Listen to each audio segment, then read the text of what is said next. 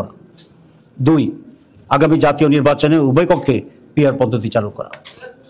3, অবাধ, সুষ্ঠু ও গ্রহণযোগ্য নির্বাচনের লক্ষ্যে সকলের জন্য লেভেল প্লেইং ফিল্ড নিশ্চিত করা। 4, ফ্যাসিস্ট সরকারের সকল জুলুম, নির্যাতন, গণহত্যা ও দুর্নীতির বিচার দৃশ্যমান করা।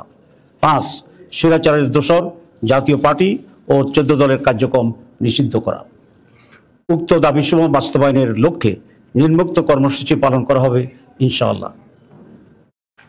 1, 28 সেপ্টেম্বর ও বিক্ষোভ মিছিল। 19, 26 সেপ্টেম্বর দেশের সকল জেলা উপজেলায় বিক্ষোভ মিছিল। এইসব কর্মসূচি বাস্তবায়নের মাধ্যমে জনগণের দাবি আদায়ের লক্ষ্যে ঐক্যবদ্ধ হওয়ার জন্য আমরা দেশবাসীর প্রতি উদাত্ত আহ্বান জানাচ্ছি। আপনাদের সবাইকে ধন্যবাদ জানিয়ে আমার বক্তব্য শেষ করছি। ডাক্তার সৈয়দ আব্দুল মোহাম্মদ তাহের, সাবেক এমপি, নায়েবে আমির, বাংলাদেশ জামাত ইসলাম।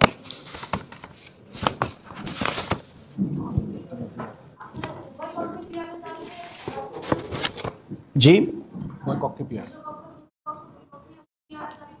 জি, এটা তো আমরা শুরু থেকেই করেছি।